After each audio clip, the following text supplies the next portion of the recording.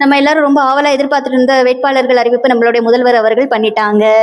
நிறைய பேருக்கு ஏமாற்றங்களும் பல பேருக்கு சந்தோஷமும் இருக்கும். சொல்லுங்க நித்யா. ஆமா, இது வாய்ப்பு கிடைக்காதவங்க வருத்தப்படுறதுக்கோ வாய்ப்பு தவற விட்டவங்க நமக்கு லக்கிலியோ நினைக்கிறதுக்கோ ஆனா டைம் கிடையாது. இது நம்ம எல்லாரும் ஒரே நேர்கோட்டில் முதல்வரோட கனவை, நம்மளோட முதல்வர் மு.க. ஸ்டாலின் அவர்கள் மட்டும்தான். நமக்கு ஒரே எதிரி பாஜக மட்டும்தான். அவங்கள இந்த தமிழ்நாட்டுக்குள்ள உள்ள விடாம இருக்கணும்னா நம்ம கூட கூட்டணி வச்ச எல்லாருமே அந்தந்த பகுதியில் இருக்கக்கூடிய திமுக ஆளுங்களோ இல்ல காங்கிரஸ்க்கு கொடுத்த சீட் ஆகட்டும், இல்ல மற்ற கட்சிக்கு கொடுத்த சீட் ஆகட்டும், எல்லாருமே ஒருங்கிணைஞ்சு நம்ம வேலை செஞ்சே ஆகணும். இதுல வருத்தப்படுறதுக்கு எந்த விஷயமும் கிடையாது.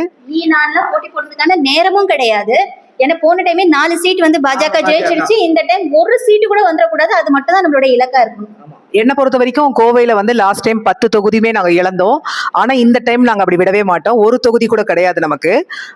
அதனால நாங்க கண்டிப்பா 7 or 8 நாங்க எடுத்தே ஆகணுங்கிற ஒரு கணக்குல நாங்க இருக்கோம்.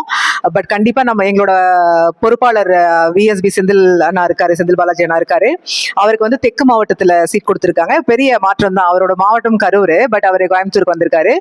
எங்களுக்கு ஒரு பெரிய விஷயம் ஒண்ணு இருக்கு. பட் யாரு ஜெயிச்சாலும் எங்களுக்காக என்ன கேட்டாலும் செஞ்சு கொடுக்கறதுக்கு அவர் இருக்காரு. இன்னொன்னு, முதல்வர் அவர்கள் வேட்பாளர் அறிவிச்சிருக்காருன்னா ஒரு சும்மா அறிவிச்சுக்கல, ரொம்ப தெளிவா ரொம்ப யோசிச்சுதான் இந்த முடிவு. அவர் கண்டிப்பா இத ஒரு பெரிய டிஸ்கஷன் போய் எல்லாரோட ஹாப்பினஸ், எல்லாரோட தேவைகளும் புரிஞ்சுக்கிட்டு தான் இதை அறிவிச்சிருக்காரு. கட்சி ஜெயிக்கும், யாரை நிக்க வச்சா கட்சி ஜெயிக்கும் தெரிஞ்சு மட்டும்தான் அவர் இந்த டைம் சீட் கொடுத்துருக்காங்க. ஆக்சுவலி சொல்ல போனா திமுக கூட்டணியில முன்னாடி கன்னியாகுமரி தொகுதியில 3 திமுக 3 காங்கிரஸ், அதுக்கு முன்னாடி அதே தான் இருந்துச்சு.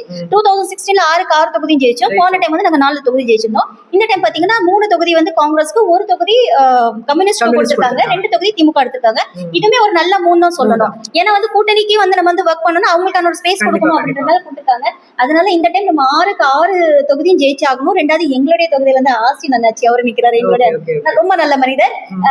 கட்சி பாரபட்சம் இல்லாம, நீ நான் பாரபட்சம் இல்லாம எல்லாருக்கும் கேட்கறவங்களுக்கு ஒரு சப்போர்ட் பண்ணக்கூடிய ஒரு பர்சன். சோ இந்த டைம் கண்டிப்பா நம்ம கூட கூட்டணி வச்சு இருக்கக்கூடிய எல்லாருமே ஜெயிக்கிறதுக்கு என்னவோ அது நம்ம கண்டிப்பா திமுக காரங்க பாடுபட்டே ஆகணும். நம்மளோட முதல்வர் மு.க. ஸ்டாலின் அவர்கள் மட்டும்தான்.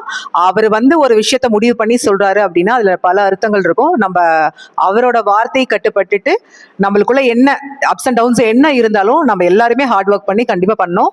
கோயம்புத்தூர்ல கம்ப்ளீட்டடா ஒரு 7-8 இது நாங்க எடுத்தே ஆகணும் இந்த முறை.